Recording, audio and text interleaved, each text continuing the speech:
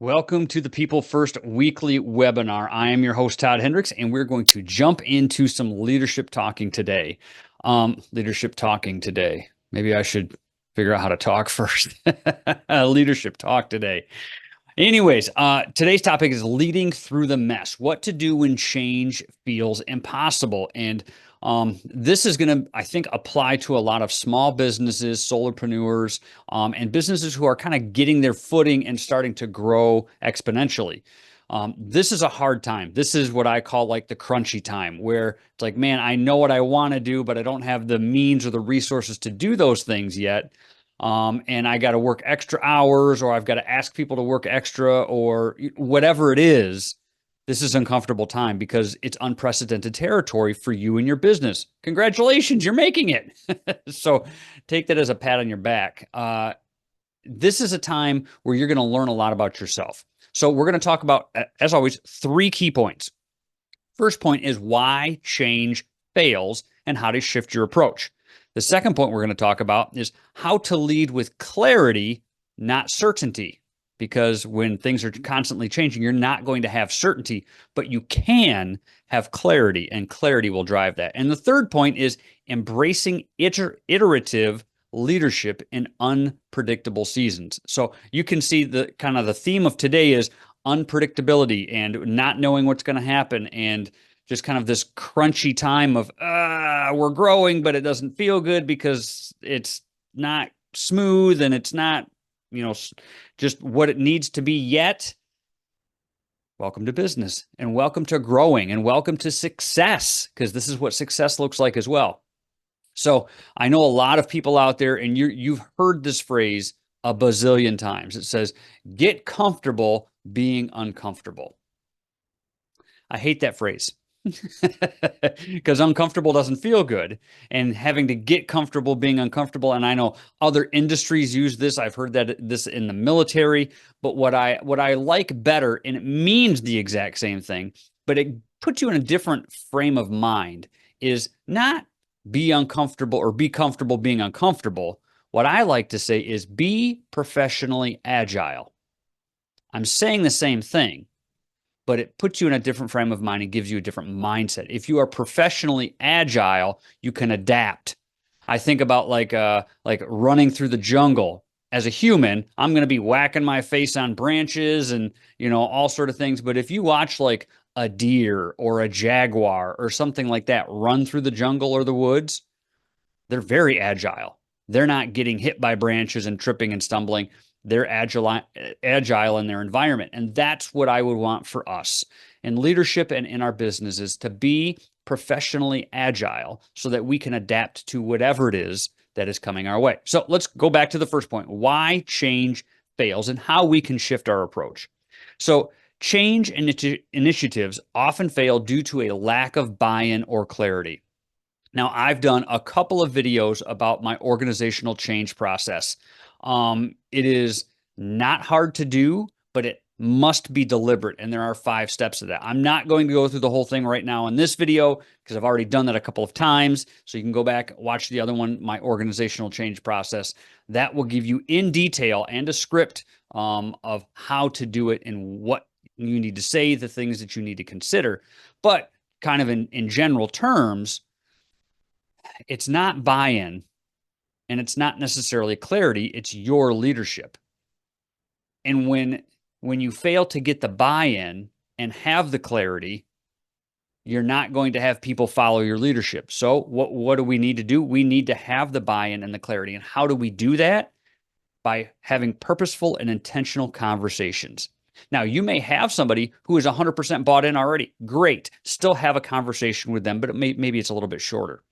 Now, if you have somebody who's not bought in, have a purposeful and intentional conversation with them. And you don't necessarily have to put on your salesman's hat and sell it, though there could be part of that.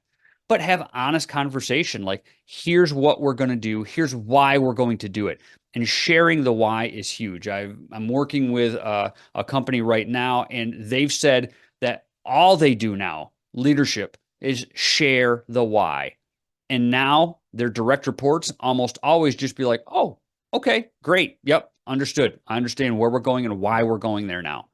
So, think about when you were a kid and your parents say, okay, we're going on a trip. Let's get in the car. What's the first question the kids ask? Where are we going? How long is it going to take to get there? What are we going to do when we get there? And the parents are like, oh my gosh, they're asking all these questions. Then the kids start asking, are we there yet? What are we going to do? What's it going to be like? And the parents are just like, oh my gosh, I don't even want to go anymore. All these questions. Well, if the parents had shared that information with them at the onset of the trip, the kids wouldn't be asking the questions because they would already know. They wouldn't be annoying anymore to the parents. They would just be on the trip with the parents. So tell them where you're going. Tell them why you're going there. Tell them what you're going to do when you get there, how long it's going to take to get there. In your business organizations, same thing. This is why we're doing what we're doing.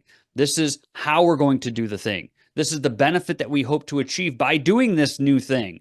And hopefully this is what's going to happen after we've already achieved it. Then the people who are going to be in the trenches doing the work for you, your business, and your organization are then going to know how to work smarter and not just turn the wrench or make the widget.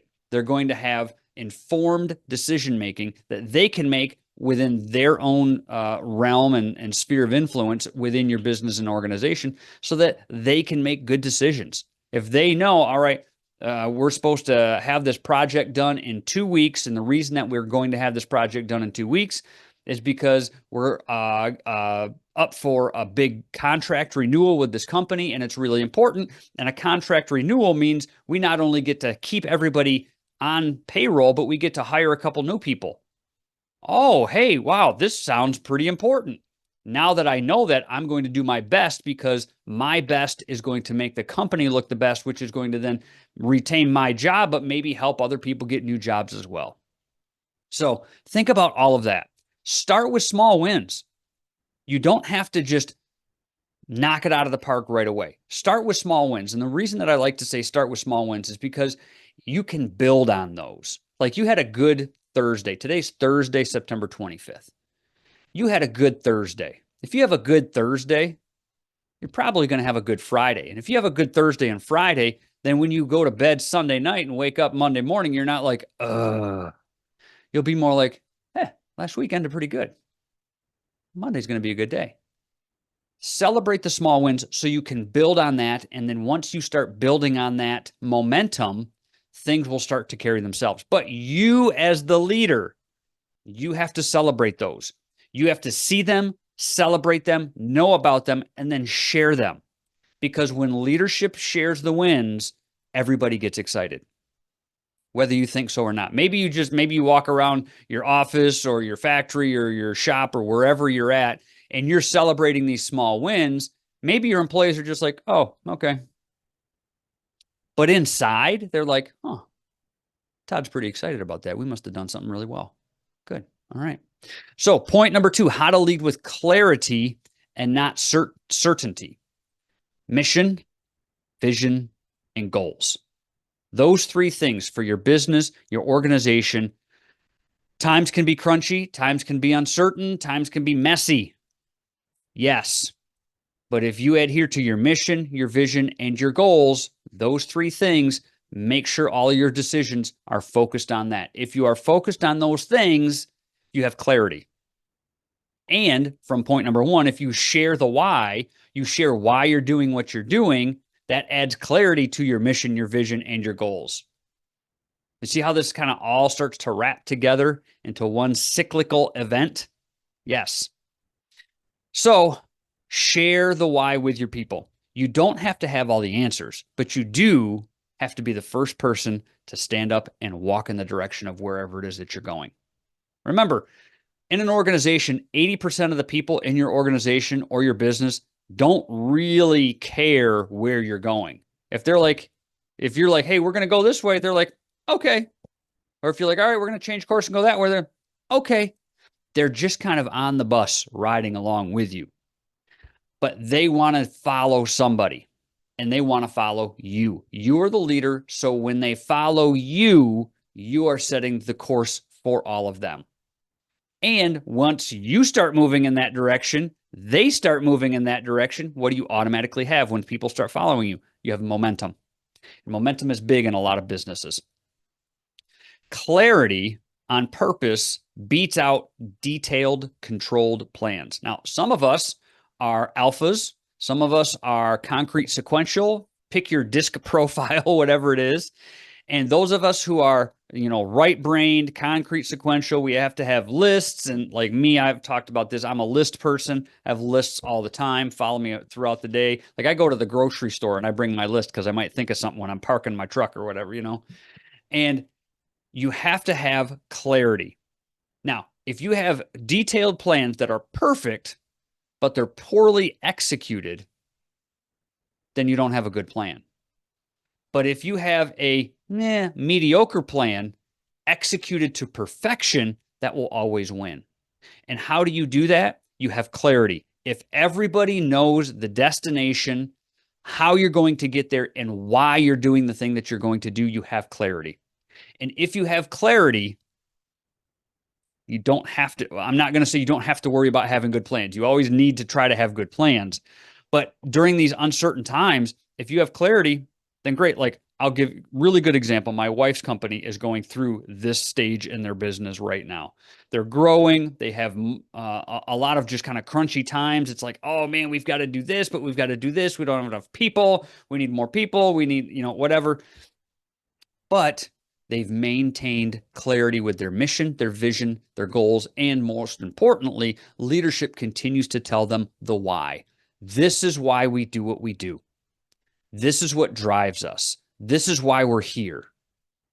Well, you know what? Yeah, this is going to be crunchy and messy, but now I know why I'm here. And now I know what I'm doing.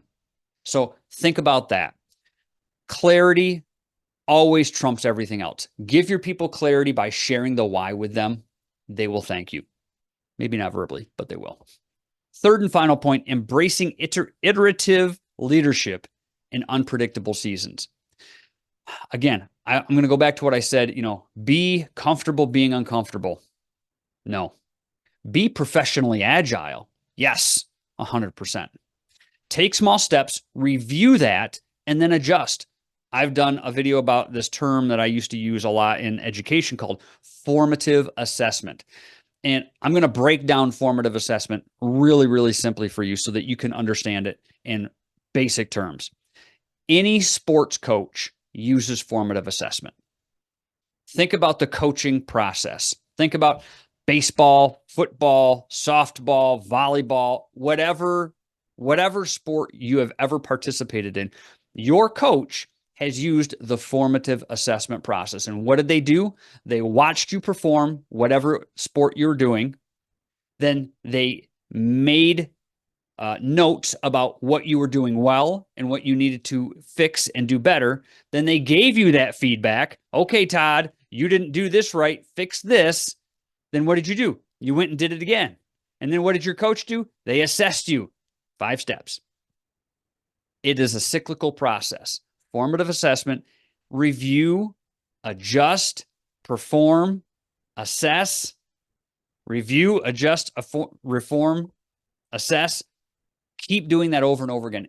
Again, being professionally agile. And the more that you can look at your progress, look at the steps that you've taken, look at what you've done, then adjust all of that like, oh, wow, I could have done this a little bit differently. So next time I'll do this a little bit differently and I'm going to get a better result.